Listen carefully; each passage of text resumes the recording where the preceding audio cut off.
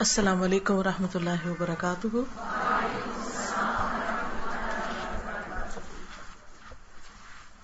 کیا حال ہے سب کا؟ الحمدللہ. نحمده ونصلی علی رسولہ الکریم. اما بعد فاعوذ باللہ من الشیطان الرجیم. بسم اللہ الرحمن الرحیم. رب اشرح لی صدری ویسر لی امری واحلل عقدۃ من لسانی یفقہوا قولی. الحمدللہ ذوالحج کا مہینہ شروع ہو چکا ہے اور ہم اس کے پہلے عشرے میں ہیں. ذوالحج کا یہ پہلا عشرہ سارے سال پہ بھاری. ان 10 دنوں میں انسان جو بھی نیک عمل کرتا ہے اس کا اجر و ثواب بہت زیادہ بڑھ جاتا ہے. رسول اللہ صلی اللہ علیہ وسلم نے فرمایا، کسی بھی دن کیا ہوا عمل اللہ تعالیٰ کو ان 10 دنوں میں کیے ہوئے عمل سے زیادہ محبوب نہیں. یعنی آپ جو بھی اچھے اچھے کام کرتے ہیں جو اللہ تعالیٰ کو پسند آتے ہیں آپ سے، ان سب کے مقابلے میں یعنی کام وہی ہوتا ہے جو بھی نیکی کا کام آپ کرتے ہیں. نماز پڑھتے ہیں، روزہ رکھتے ہیں، صدقہ خیرات کرتے ہیں، ذکر اذکار کرتے ہیں. وہ کام عام دنوں میں بھی آپ کرتے ہیں، سال کے باقی دنوں میں بھی کرتے ہیں. لیکن جو اجر و ثواب ان دنوں میں ملتا ہے اسی کام کے کرنے کا، وہ باقی میں نہیں. تو صحابہ نے پوچھا، اے اللہ کے رسول صلی اللہ علیہ وسلم، جہاد فی سبیل اللہ بھی نہیں؟ آپ نے فرمایا، جہاد فی سبیل اللہ بھی نہیں مگر وہ شخص جو اپنی جان و مال کے ساتھ نکلے اور کچھ واپس لے کر نہ آئے. یعنی اس کی جان بھی جائے اور اس کی سواری بھی، یعنی ہر چیز ختم ہو جائے. جیسے کبھی کوئی کریش ہو جاتا ہے نا جہاز وغیرہ، تو اس میں جہاز بھی جاتا ہے اور جہاز چلانے والا بھی اور انسٹرکٹر بھی اور سیکھنے والا بھی، سارے ختم ہو جاتے ہیں. تو وہ بالکل انیوژل سا واقعہ ہوتا ہے. تو اس کا درجہ اور اس کا مقام بہرحال اپنی جگہ ہے اور اس کا اجر بھی نیت کے ساتھ ہے. لیکن اس کے علاوہ کوئی کام جو سال بھر انسان کرتا ہے اس کے مقابلے میں جو ان دنوں میں کرتا ہے اس کا اجر و ثواب کہیں زیادہ ہے. یہ اللہ کی خاص رحمت ہے کہ اس نے ہمیں موٹیویٹ کرنے کے، ہمیں نیکیوں پر جمانے کے مختلف طریقے اور مختلف حربے بتائے ہیں. مثلاً ہماری عام طور پر مشکل کیا ہوتی ہے کہ ہم ایک کام شروع کرتے ہیں، کچھ عرصہ کرتے ہیں، اس میں روح بھی ہوتی ہے، خوشی سے بھی کرتے ہیں، دل لگا کے بھی کرتے ہیں، پھر ہم تھک جاتے ہیں، پھر وہ کام ہماری روٹین بن جاتا ہے، ایک مشینی عمل شروع ہو جاتا ہے. بس ہم ایک آٹومیٹک مشین کی طرح وہ کام کرنے لگتے ہیں اور اس میں کوئی روح باقی نہیں رہتی. پھر کیا ہوتا ہے؟ پھر رمضان آتا ہے، پھر دوبارہ سے ہر چیز تازہ ہو جاتی ہے. رمضان گزرتا ہے، پھر آہستہ آہستہ پھر ہم اس روٹین میں آنے لگتے ہیں. تو سال کے اختتام سے پہلے اللہ سبحانہ وتعالی ہمیں پھر ایک دفعہ اٹھا کھڑا کرتے ہیں کہ تم اور زیادہ شعور کے ساتھ اچھی طرح دل لگا کر اچھے کام کرو. اور جب ہمیں یہ پتہ چلتا ہے کہ ہمیں کسی بزنس میں 10% کی بجائے 1000% منافع ہونے لگا ہے تو پھر ہم اور زیادہ محنت کرتے ہیں. جیسے آپ نے دیکھا ہوگا کہ مختلف جو بزنسز ہیں ان کے کچھ مخصوص دن ہوتے ہیں جن میں سیل بہت ہوتی ہے. مثلا مٹھائی کی دکان، ان کی سیل کب ہوتی ہے زیادہ؟ عید کے دنوں میں، شادیوں پہ. جیولرز کی سیل شادیوں کے موسم میں. اسی طرح باقی بھی آپ نے دیکھا ہوگا کہ مختلف جو بزنسز ہیں ان کا ایک پیک ٹائم ہوتا ہے اور اس میں جو دکاندار ہوتا ہے وہ چھٹی نہیں کرتا، اس میں وہ لیٹ آورز تک کام کرتا ہے، بند نہیں کرتا، وہ ایکسٹرا لیبر رکھتا ہے. مثلا بچوں کے یونیفارم کا سیزن جو ہوتا ہے اسکول کھلنے کا، تو اس میں جن لوگوں کی دکانیں ہوتی ہیں یونیفارم کی، وہ ان دنوں میں جب زیادہ لے رہے ہوتے ہیں، یہ کتابوں کی دکانیں، تو ایکسٹرا کام کرواتے ہیں، اوروں کو بھی ساتھ شامل کر لیتے ہیں، کیونکہ انہیں پتا ہوتا ہے کہ سال بھر کی کمائی کے دن ہے. یہ سارے سال میں اتنا نہیں کما سکیں گے جتنا ہم ان دنوں میں کمائیں گے. اسی طرح ہمارے لیے بھی یہ دن رمضان کے آخری عشرے کی راتیں اور ذوالحج کے یہ پہلے 10 دن اسی طرح کے دن ہیں کہ جن میں ہم غافل نہیں ہو سکتے، جن میں ہمیں اپنے نیک عمل کے اوپر خاص توجہ دینی ہے، اس کے لیے وقت نکالنا ہے، اس کے لیے تھکنا ہے، اس کے لیے ایکسٹرا ایفرٹ لگانی ہے، اور جو کام ہم نہیں کر پاتے عام دنوں میں وہ بھی کرنا ہے. شاید ان کی برکت سے اللہ تعالیٰ ہمیں باقی سال کے حصے میں بھی کرنے کی توفیق عطا فرمائے. ایک اور حدیث میں آتا ہے کوئی دن اللہ تعالیٰ کے ہاں ان 10 دنوں سے زیادہ عظمت والا نہیں، یعنی یہ عظیم دن ہے، اور نہ ہی کسی دن کا عمل اللہ تعالیٰ کو ان 10 دنوں کے عمل سے زیادہ محبوب ہے. پس تم ان 10 دنوں میں کثرت سے تحلیل، لا الہ الا اللہ، تکبیر، اللہ اکبر اور تحمید الحمدللہ کہو. یعنی ان 10 دنوں کا پسندیدہ ترین ذکر بھی بتا دیا. ذکر کرنے کو تو سبحان اللہ، الحمدللہ کچھ بھی پڑھیں آپ، لیکن ان دنوں میں خاص طور پر کثرت سے لا الہ الا اللہ، الحمدللہ، اللہ اکبر ذکر کرتے رہیں، خصوصی طور پہ تسبیحات پڑھیں. پھر آپ دیکھیے کہ پہلی چیز جو ان دنوں میں حدیث سے ثابت ہوتی ہے وہ کیا ہے؟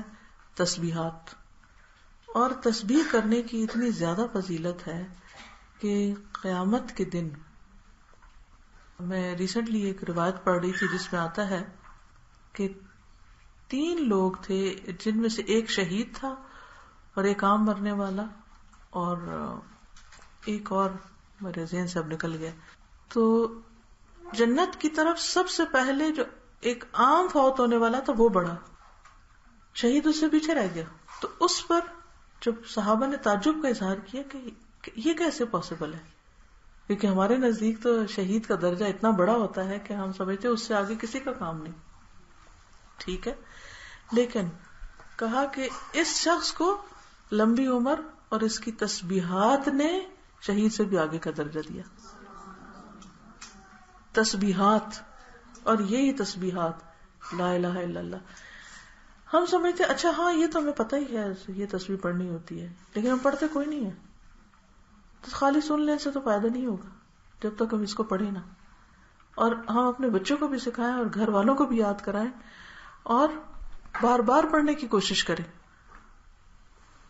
اب اس کا اجر کتنا ہے یہ تو جس وقت اعمال نامہ کھلے گا تو تبھی پتہ چلے گا کہ کون کتنا آگے نکل گیا اور کون پیچھے رہ گیا.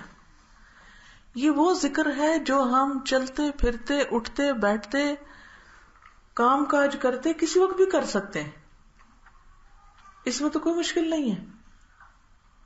باقی کاموں کے کرنے کے لیے تو ہاتھ پاؤں ہلانے پڑتے ہیں، لیکن ذکر کے لیے تو زبان ہلانی پڑتی ہے اور بس. تو انسان کو فالتو باتیں چھوڑ کر اس پر فوکس کرنا چاہیے. پھر لا الہ الا اللہ ایک ایسی چیز ہے کہ جو انسان کے دل کے اندر ایک خاص نور پیدا کرتا ہے، ایمان کی تجدید کرتا ہے، ایمان کی روشنی پیدا ہوتی ہے. تو یہ جو ایمان کی روشنی اور ایمان کی حرارت پیدا ہوتی ہے اس ذکر کی وجہ سے، اس سے انسان کو ایک موٹیویشن ملتی ہے اچھے اچھے کاموں کے کرنے کی.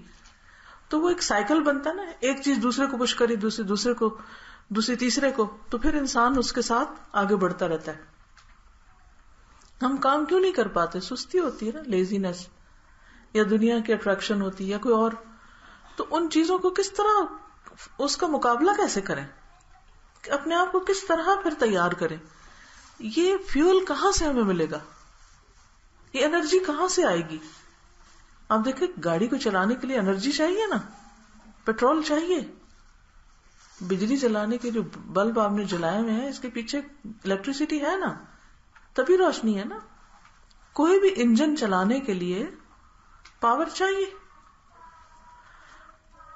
اسی طرح ہمارا انجن وہ بھی کسی پاور سے چلتا ہے. اس کی پاور کیا ہے؟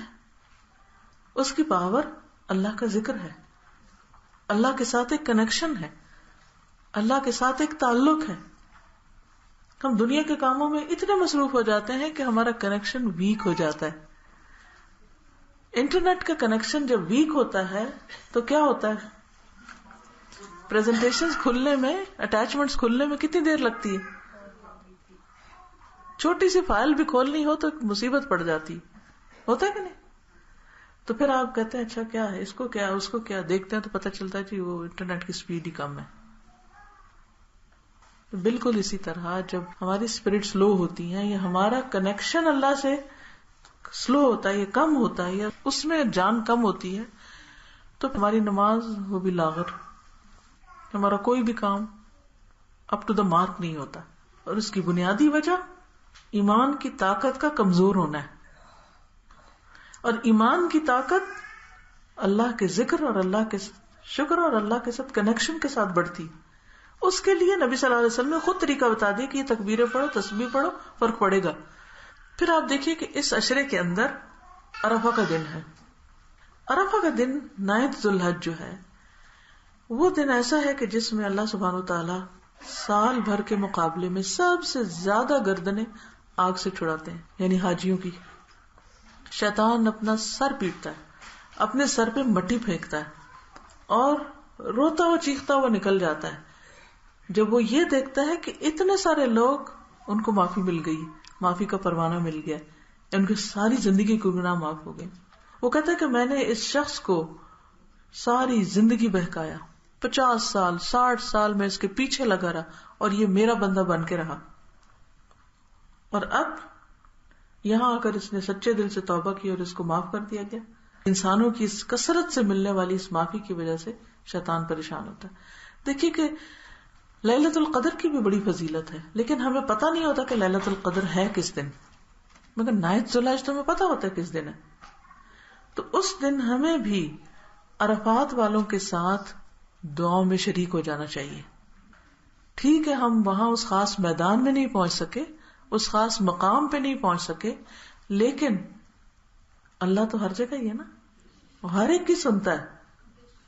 اگر اس دن ان سب بندوں کو دیکھ کر اللہ کی رحمت جوش میں آتی ہے تو ہم بھی اس کے بندے ہیں، ہم بھی اللہ کی رحمت کو پکارے کہ اللہ تعالیٰ تو ہمیں بھی معاف کر دے. اگر ان کا نام تو انہیں بخشش کرنے والوں میں لکھا ہے اور ہماری حیثیت توفیق نہیں ہے وہاں پہنچنے کی، تو ہمیں یہاں معاف کر.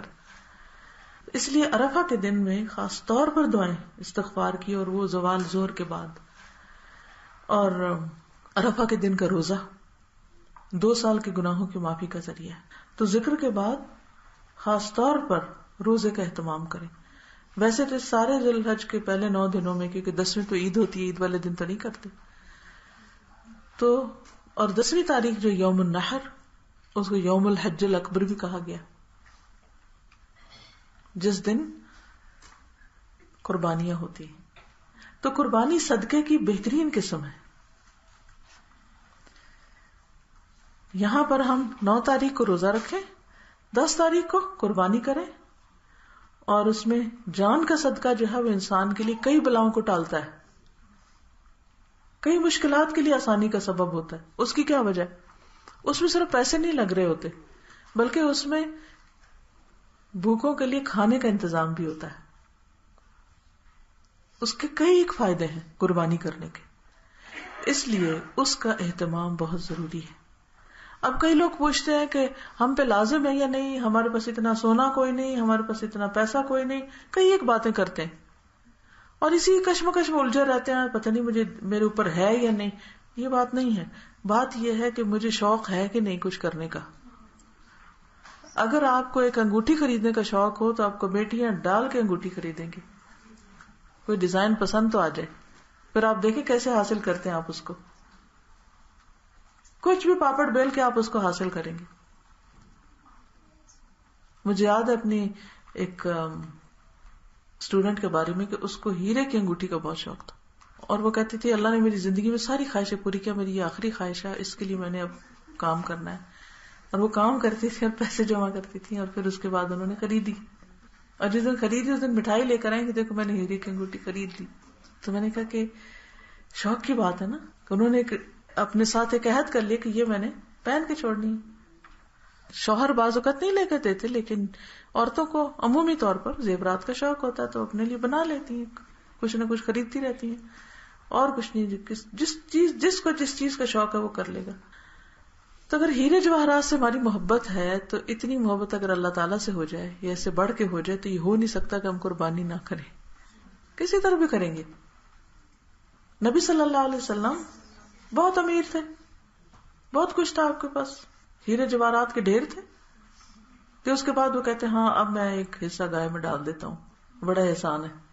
آپ کو معلوم ہے کہ حضرت ابوبکر صدیق رضی اللہ تعالیٰ عنہ کو جب آپ نے امیر حج بنا کے بھیجا تو ان کے ساتھ 20 اونٹ بھیجے قربانی کرنے کے لیے اپنی طرف سے. اور جس سال آپ خود حج پہ گئے 100 اونٹ قربان کیے. 100 اونٹ.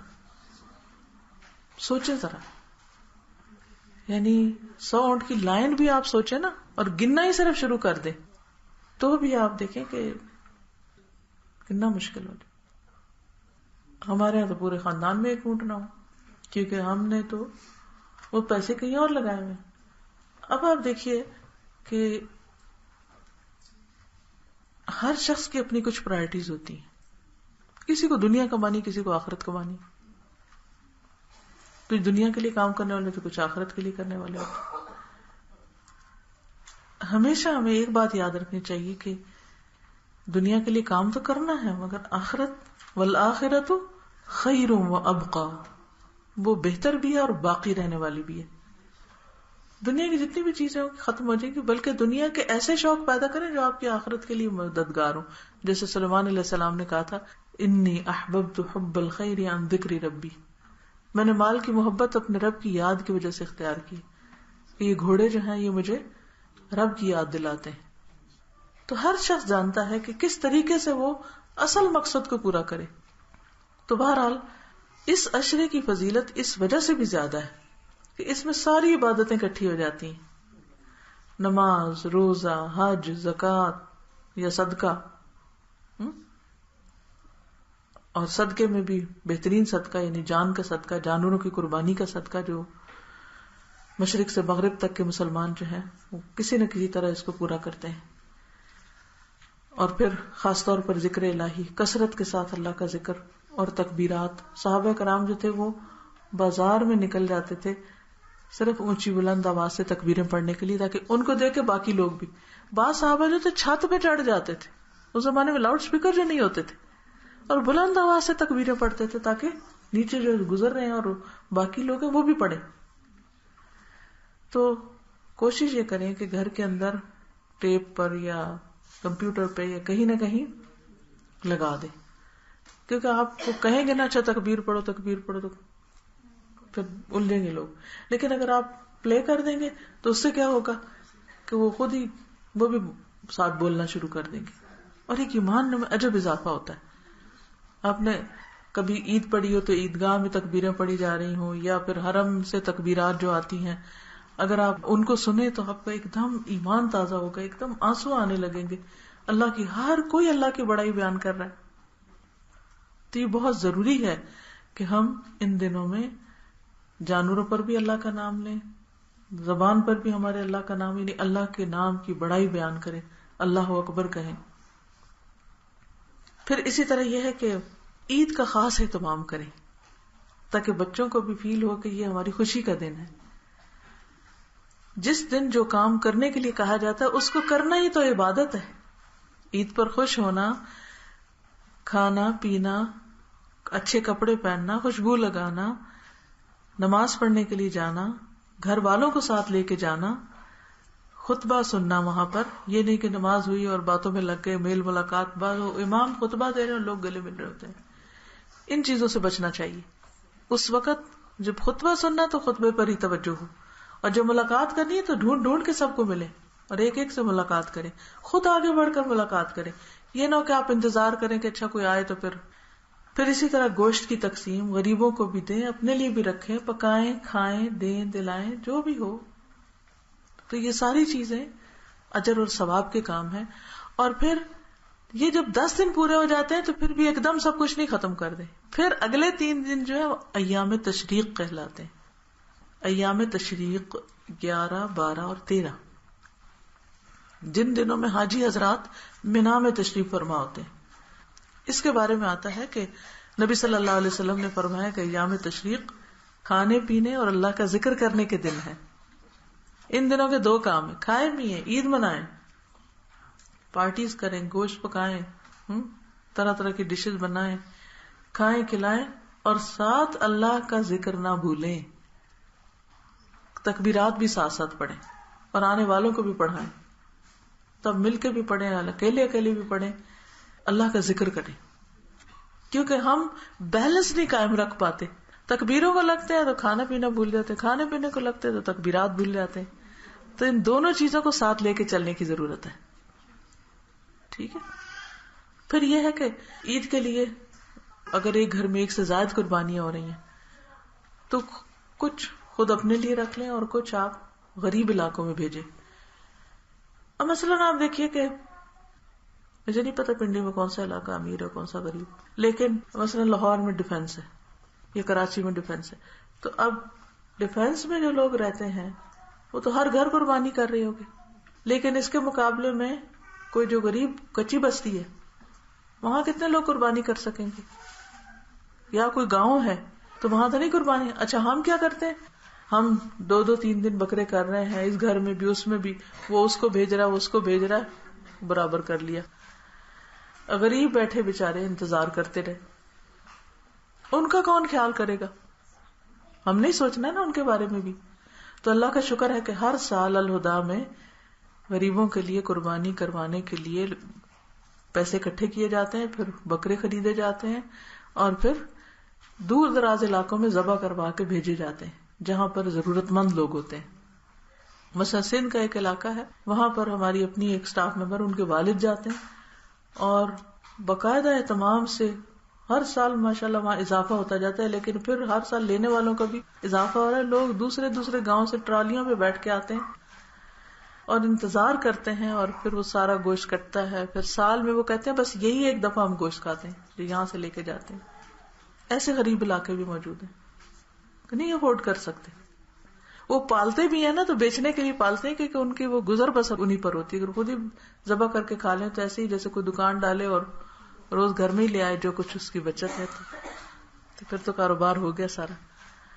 تو بہرحال ان جگہوں تک قربانیاں پہنچانا آسان کام نہیں ہے. الحمدللہ اس سال ہر جگہ سے مرد حضرات کو بلایا گیا مختلف شہروں سے اور ان کے ساتھ بیٹھ کے الہدا میں سے جن کی ذمہ داری تھی انہوں نے میٹنگز کی، ان کو سارے طریقہ کار سمجھایا، پھر کس طرح ذبح کرنا ہے، کس طرح لانا ہے. تو اس لیے اگر آپ میں سے کوئی بھی اس میں بھی شریک ہونا چاہے تو ہر کوئی اگر خود اپنی گاڑی لے کے کسی گاؤں میں جائے تو کتنی گاڑیاں جائیں گی، لیکن اگر ہم ڈیلیگیٹ کر دیتے تو ایک بندہ 10-20 جو بھی قربانیاں ہیں وہ لے کے ایک خاص علاقے میں وہاں پہنچ جائے اور وہاں ذبح کروا کے اور سب کو تقسیم کر دے. تو قرآن پاک میں آتا نا اس میں سے خود بھی کھاؤ اور کھلاؤ بے کس فقیر کو بھی، غریب فقیر مسکین کو بھی کھلاؤ، کیونکہ اللہ نے یہ رکھا ہی اس لیے ہے کہ ان تک بھی خیر پہنچے. اچھا بہت سے لوگ کہتے ہیں کہ اچھا اس موقع پہ کسی غریب کی مدد کر دیتے ہیں. نہیں، جو مدد آپ قربانی کے ذریعے کر سکتے ہیں نا 10 تاریخ اور پھر اس کے بعد ایام تشریق، اللہ تعالیٰ کو سب سے زیادہ جو محبوب عمل ہے وہ جانوروں کا خون بہانا ہے. کوئی دوسرا عمل اس کے برابر ہی نہیں ہے اس وقت. اگر آپ یہ کہیں کہ اس وقت میں کسی کو کپڑے خرید کے دے دوں یا میں اس وقت کچھ اور کروں تو نہیں، اس وقت یہی کرنا ہے. اور اس کا دوہرا فائدہ ہے، ایک غریب کو تو گوشت ملے گا ہی مگر اس کے ساتھ اپنا تزکیہ بھی ہوتا ہے. خاص طور پر اگر آپ قربانی کے قریب کھڑے، آپ کے سامنے اگر بکرا ذبح ہو اور اس کا بہتا ہوا خون آپ دیکھیں تو اس خون کا بھی ذکر اللہ نے قرآن میں کیا ہے. لن ینال اللہ لحومها ولا دماؤها ولکن ینالہ التقوی منکم، کہ اللہ کو خون اور گوشت نہیں پہنچتا، تمہارا تقوی پہنچتا. یہ تقوی پیدا ہوتا ہے جب آپ وہ خون دیکھتے ہیں نا تو دل کے اندر ایک عجیب چیز اچھلتی ہے، ایک اللہ کی خاص محبت جاگتی ہے اس وقت جو اس منظر کو دیکھ کے ہوتا ہے کہ اس جانور کو اللہ کا نام لے کے بسم اللہ واللہ اکبر کہہ کے اس کی جان لی گئی ہے ایک طرح سے. اور وہ کس طرح بڑے سے بڑا جانور جو ہے جیسے اونٹ ہے، گائے ہے، چھوٹے تو بس ہی لیٹے ہوتے ہیں، لیکن اگر آپ گائے کو لیٹے ہوئے دیکھتے ہیں یا اونٹ کو لیٹتے ہوئے دیکھتے ہیں تو ایک عجیب دل پہ کیفیت چھاتی. اس سے بھی ایک ایمان بڑھتا ہے، اس سے پھر اللہ کی یاد آتی ہے کہ اللہ کی کیا قدرت ہے. اللہ نے ان جانوروں کے اندر جان ڈال کے ان کو ہمارے فائدے کا بنایا. ایک تو اتنا ڈیڈ چیز ہوتی ہے اس کے اندر کوئی جان نہیں، جہاں پڑی ہے پڑی، وہ ٹوٹ جائے کچھ ہو جائے تو اتنا ہوتا ہے مگر اتنا نہیں. لیکن ایک جان جب خاص طور پر گڑ گڑ جب اس کے گلے میں ہو رہی ہوتی ہے تو انسان کو اپنی موت بھی یاد آتی ہے. اور کئی چیزیں ہوتی ہیں، آپ اس کا تجربہ کریں. صحابیات اپنے ہاتھوں تک سے قربانی کرتی تھی. اور اس سے انسان کے اندر ایک جرت بھی آتی, ایک خوف ختم ہوتا ہے. وہ بعض لوگ کہتے ہیں نا, ہائے ہائے میں خون نہیں دیکھ سکتی. تو اگر ہر سال قربانی کا بچپن سے ہی آپ دیکھ رہے ہیں تو دیکھ لیں گے, کیونکہ کچھ چیزیں ایسی ہوتی ہیں زندگی میں آپ کو نہیں پتا کہ کہاں کیا دیکھنا پڑ جائے, تو وہ مر جائیں گے ان کو دیکھ کے. بہادر ہونا چاہیے مومن کو, بزدل نہیں ہونا چاہیے. تو یہ اللہ تعالیٰ نے ہمیں بہت کچھ سکھانے کا ایک نظام قائم کیا ہے, اس کو فالو کرنے میں ہی ہماری بھلائی ہے. اس کے مقابلے میں خود ساختہ طریقے مت ایجاد کریں کہ یہ کام ایسے نہیں ہم ویسے کر لیتے ہیں, اور اپنی عقل کو اللہ کی وزڈم کے اوپر مت ڈالیں, تو اس کو اوپر نہیں کریں. اللہ کی وزڈم اور اللہ کی جو حکمت ہے اس کے مختلف احکامات کی, وہ ہمیں سامنے رکھنی چاہیے. اور ان لوگوں کو وارننگ بھی دی گئی جن کو قربانی کی وسعت ہے اور پھر وہ وسعت کے باوجود قربانی نہ کریں. وہ حدیث میں آتا ہے نا کہ نبی صلی اللہ علیہ وسلم نے فرمایا جو وسعت کے باوجود قربانی نہ کرے پھر وہ ہمارے مصلی پہ نہ آئے, اس کو نماز کا بھی فائدہ کوئی نہیں, کیونکہ نماز کے ساتھ قربانی کا ذکر کیا گیا قرآن مجید میں. قل ان صلاتی و نسکی و محیایا و مماتی للہ رب العالمین, کہہ دیجئے بے شک میری نماز اور میری قربانی, میرا جینا اور میرا مرنا اللہ رب العالمین کی. اب آپ دیکھیے صلاتی اور نسکی, صلات کے ساتھ محیایا اور نسکی کے ساتھ مماتی, کیونکہ قربانی کے ساتھ مماتی, جیسے جانور جا رہا نا ایسے مماتی میں نے بھی مرنا ہے. اور اس سے صلات جو ہے جب تک زندگی ہے آخری دموں تک آپ کو نماز پڑھنی ہے, اس سے فراغت نہیں ہے. للہ رب العالمین, سب کچھ اللہ کے لیے خالص نیت کے ساتھ, صرف اللہ کی رضا کے لیے سب کچھ کرنا ہے. اور پھر یہ سنت ہے ابراہیم علیہ السلام کی. صحابہ نے پوچھا تھا کہ ما هذه الاضاحی, یا رسول اللہ صلی اللہ علیہ وسلم یہ قربانیاں کیا چیز ہے, یہ کیوں جانور قربان کرتے ہیں ہم؟ تو آپ فرمایا سنت ابیکم ابراہیم, تمہارے باپ ابراہیم کی سنت ہے, ان کا طریقہ ہے, انہوں نے یہ طریقہ اختیار کیا تھا. وہاں سے شروع ہوئی تھی ایک طرح سے یہ ریگولر بیسس پہ قربانی کی جانے, ورنہ پہلی شریعتوں میں بھی تھی. حابیل قابیل کی قربانی کا ذکر آپ نے قرآن مجید میں پڑھا ہوگا, سنا ہوگا. اور وہ آدم علیہ السلام کے بیٹے تھے, اس سے یہ پتا چلتا ہے کہ بہت ارلیسٹ اسٹیج پر قربانی کا حکم تھا, اور اس کے بعد بھی قربانیاں ہوتی رہی, کیونکہ اللہ نے ان جانوروں کو بنایا ہمارے لیے. تو جب ہم عام دنوں میں ذبح کر کے گوشت کھاتے ہیں تو پھر ایک خاص موقع پر اللہ کے لیے اس کو ذبح کرتے ہیں. اور وہاں تو ابراہیم علیہ السلام نے تو اپنا بیٹا ذبح کیا تھا, جس کو اللہ نے بچا لیا. کس طرح اس کو اپنے ساتھ لے کے جاتے ہیں اور مکہ سے نکل جاتے ہیں اور مینا جاتے ہیں کئی میل دور چلتے چلتے, ظاہر ہاتھ میں چھری بھی ہوگی اور بیٹا بھی ساتھ جا رہا ہوگا, اور بیٹا بھی بڑھاپے میں ملا اور وہ اب ینگ ٹین ایجر ہے. اس ایج کے بچے جو ہوتے ہیں جو بالکل ینگسٹرز ہوتے ہیں, وہ ایک ماں باپ کے دلوں میں خاص تنگ بھی کریں پھر بھی بہت پیار ہوتا ہے ان کے ساتھ. اور ابراہیم علیہ السلام تو کبھی کبھار آتے تھے وہاں, وہ تو ماں نے ہی پالا تھا بیٹا, اور پھر ماں نے بھی کچھ نہیں کہا. اچھا اللہ کا حکم ہے, بیٹے سے پوچھا اچھا تم کیا کہتے ہو. اس سے بھی پتا چلتا ہے کہ جب بچے جوان ہو جائیں تو ان سے مشورہ کرنا چاہیے, ان کو اگنور نہیں کرنا چاہیے. اگرچہ انہوں نے خواب دیکھی, اللہ کا حکم سمجھا, لیکن بیٹے سے پہلے پوچھا کہ اے بیٹے تم کیا چاہتے ہو, کیا کروں؟ تو انہوں نے کہا یا ابت افعل ما تؤمر, آپ وہ کر لیں جو اللہ نے آپ کو حکم دیا, میں حاضر ہوں اس کے لیے. تو انہوں نے اس کو الٹا لٹا دیا اور پھر اس کے اوپر چھری پھیری.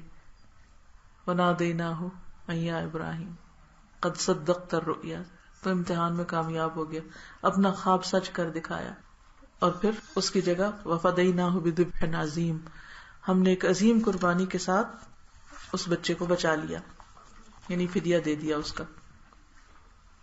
یہ سورۃ الصافات کی آیات ہیں جس میں اللہ تعالیٰ فرماتے ہیں اور ابراہیم علیہ السلام نے کہا میں اپنے رب کی طرف جاتا ہوں, ان قریب وہ میری رہنمائی کرے گا. اے میرے رب مجھے صالحین میں سے اولاد عطا کر.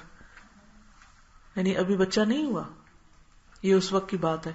تو ہم نے اس کو ایک حلیم بردبار لڑکے کی بشارت دی. یہ جو حلم ہے نا, ٹھہراؤ, برداشت اور اچھی طرح کام کرنا, یعنی سوچ سمجھ کے کرنا, ٹھنڈے دل دماغ سے, یہ صفت بھی اللہ کو بڑی پسند ہے. اسی لیے اسماعیل علیہ السلام کے لیے اللہ تعالیٰ فرماتے ہیں کہ ہم نے اس کو حلیم بچے کی بشارت دی. صرف بچہ نہیں, حلیم.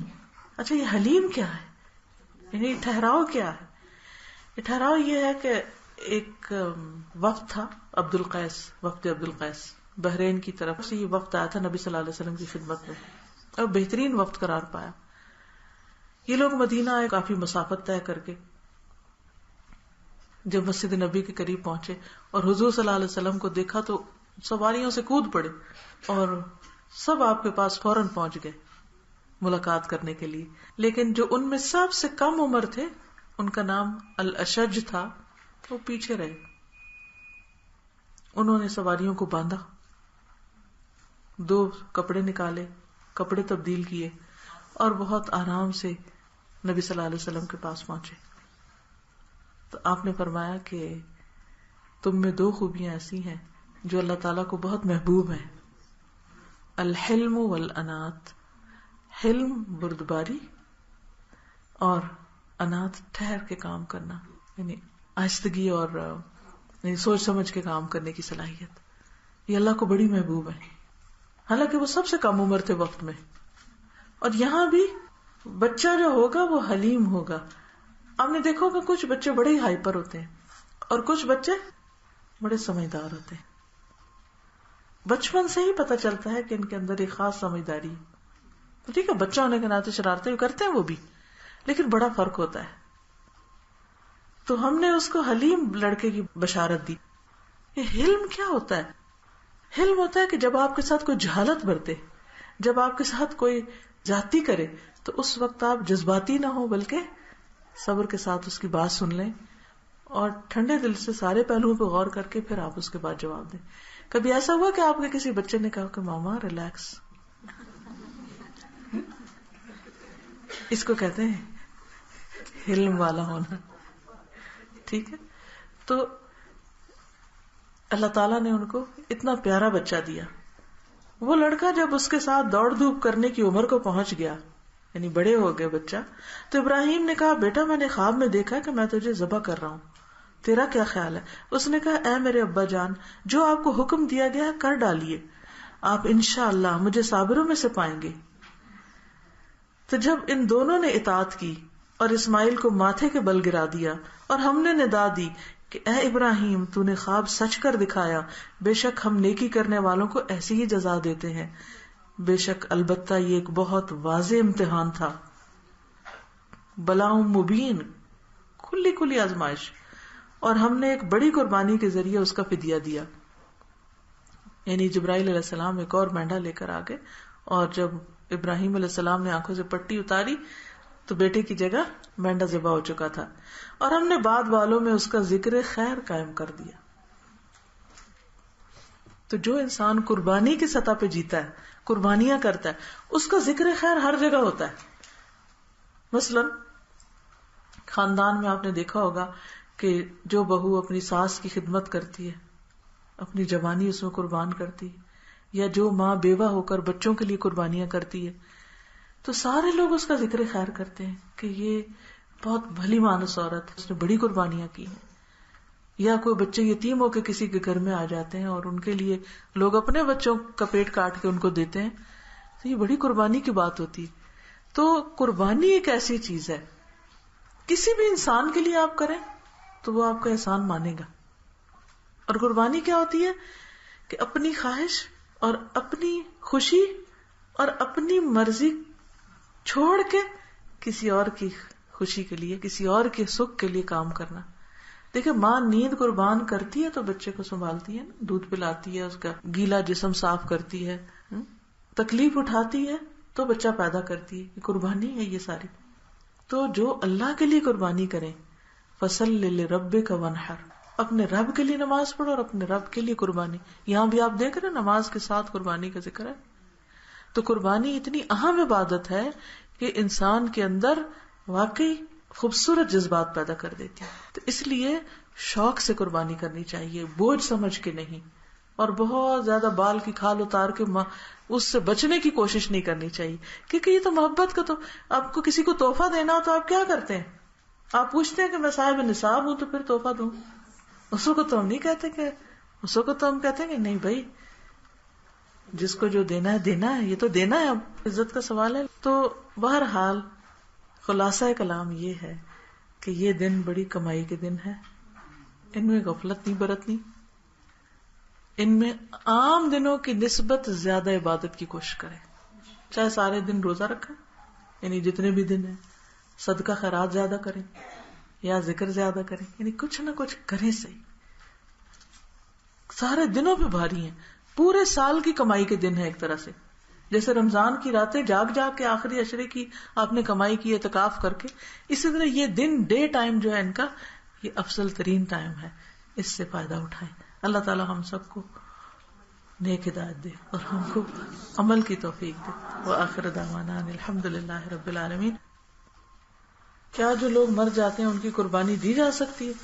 بالکل دی جا سکتی ہے. ایک روایت میں آتا ہے کہ نبی صلی اللہ علیہ وسلم نے حضرت علی سے کہا تھا کہ میرے بعد تم میرے حصے کی قربانی کرنا، اور وہ جب تک زندہ رہے حضرت صلی اللہ علیہ وسلم کے لیے قربانی کرتے رہے. اس عشرے میں بالوں اور ناخنوں کا کاٹنا منع ہے، جبکہ چہرے کے غیر ضروری بال جو بہت ہی شرمندگی کا باعث ہے ان کا کیا کیا جائے؟ یہ اکثریت کی پریشانی. کچھ نہیں ہوتا 10 دن، کیا شرمندگی؟ جو ہماری حقیقت ہے وہ ہے. اور آپ دیکھیے کہ اب تو گزر گیا، ورنہ آخری دن میں اگر آپ کر لیں تو 8 دن گزر ہی جاتے ہیں، نکل ہی جاتے ہیں. میں کوئی سوچتی ہوں کہ کبھی اتنے کانشیس ہم اپنے گناہوں کے بارے میں ہو جائیں نا کہ گناہ ہمارے شرمندگی کا باعث ہے اللہ کے سامنے، اور قیامت کے دن رسوائی کا باعث ہے. تو ہم کتنی الرٹ زندگی گزاریں. یہ ان بالوں سے زیادہ بڑا مسئلہ ہے. تو ہمیں کیا کرنا ہے؟ بس کوئی بات نہیں، 8-10 دن اعتکاف کر لیں، نہ جائیں لوگوں کے پاس جو آپ کو شرمندہ کریں. یہ کچھ کارڈز ہیں جیسے تکبیرات کے، یہ بھی گھر میں یاد دہانی کے لیے آپ لگا سکتے ہیں. سب کو تحفہ دیں، آپ آگے صدقہ کریں تاکہ لوگوں کو فائدہ پہنچے. یہ حضرت اسماعیل کی قربانی کی نظم ہے، یہ بھی بڑی خوبصورت ہے، پڑھ کے سنائیں بچوں کو. اور کیونکہ قربانی کا بھی اصل مقصد تقویٰ کا حصول ہے، تو تقویٰ کی دعائیں ہیں، یہ بھی آپ قربانی کے گوشت کے ساتھ آپ دوسروں کو تحفہ دے سکتے ہیں. ذوالحجہ اور قربانی جو لیکچر میں نے آج دیا ہے، یہ کچھ سال پہلے دیا تھا، تو اس کی کیسٹ اگر اوروں کو سنوانا چاہیں تو یہ بھی موجود ہے. جو قربانی کرتا ہے تو افضل تو یہی ہے کہ اسی گوشت سے کھولا جائے، چاہے کلیجی، چاہے کوئی کلیجی جلدی پک جاتی ہے، اس لیے ہمارا یہ ٹرینڈ ہے کہ پہلے کلیجی پکا لیتے ہیں تاکہ جلدی سے کھائیں، بھوک لگی ہوتی ہے. صحابیات اپنے چھوٹے دودھ پیتے بچوں کو بھی کچھ نہیں کھانے کو دیتی، تو ان کو کھلونوں سے بہلاتی تھی. لیکن اگر کسائی شام تک نہ آئے تو پھر اتنا لمبا روزہ نہیں رکھ سکتے، پھر کسی بھی چیز سے کھول لے، گول گپے سے یا کوئی دہی بلے سے. کیا قربانی کرنے کے لیے شوہر کی اجازت ضروری ہے؟ شوہر کو ہر چیز میں اعتماد میں لیا کریں، چوری چوری کام نہ کیا کریں، پھر گھر میں لڑائیاں پڑتی ہیں. ٹھیک ہے، اوکے.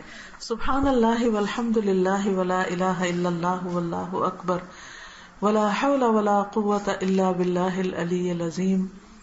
اللہم صلی علی محمد وعلی آل محمد کما صلیت علی ابراہیم وعلی آل ابراہیم انک حمید مجید. اللہم بارک علی محمد وعلی آل محمد کما بارکت علی ابراہیم وعلی آل ابراہیم انک حمید مجید. ربنا آتنا فی الدنیا حسنۃ وفی الآخرۃ حسنۃ وقنا عذاب النار. ربنا لا تزغ قلوبنا بعد إذ هديتنا وهب لنا من لدنك رحمة إنك أنت الوهاب. ربنا هب لنا من أزواجنا وذرياتنا قرة أعين واجعلنا للمتقين إماما. یا رب العالمین، جو کچھ ہم نے پڑھا ہے، سنا ہے، اس پر عمل کی توفیق عطا فرما. اللہ ہمیں زیادہ سے زیادہ نیکیاں کرنے کی توفیق عطا فرما. یا اللہ اپنے پسندیدہ کاموں کے لیے ہمارا سینہ کھول دے اور ہمارے راستے آسان کر دے. یا حی یا قیوم برحمتک نستغیث. اللہ ہم سب پر اپنی رحمت نچھاور فرما، ہماری اولادوں کو ہدایت عطا فرما، نیکی کے راستے ہمارے لیے آسان کر دے. لا الہ الا اللہ وحدہ لا شریک لہ لہ الملک ولہ الحمد وہو علی کل شیء قدیر. لا حول ولا قوة الا باللہ. لا الہ الا اللہ لا نعبد الا ایاہ. لہ النعمت ولہ الفضل ولہ الثناء الحسن. لا الہ الا اللہ مخلصین لہ الدین ولو کرہ الکافرون. یا اللہ پاک تمام بیماروں کو صحت کاملہ عطا فرما. اللہ جتنی بہنیں آئی ہیں ان کا آنا قبول فرما، جو بیمار ہیں انہیں صحت عطا فرما. یا اللہ جنہوں نے ہمیں یہ جگہ دی ہوئی ہے ان کو بہترین جزا عطا فرما اور ان کی دنیا اور آخرت کی مشکلات آسان فرما. یا اللہ ہمارے والدین پر اپنی رحمت فرما. رب ارحمہما کما ربیانی صغیرا. ربنا تقبل منا انک انت السمیع العلیم وتب علینا انک انت التواب الرحیم. وصلی اللہ تعالی علی خیر خلقہ محمد وعلی آلہ واصحابہ واہل بیتہ اجمعین برحمتک یا ارحم الراحمین. الہی آمین. سبحانک اللہم وبحمدک نشہد ان لا الہ الا انت نستغفرک ونتوب الیک. السلام علیکم ورحمۃ اللہ وبرکاتہ.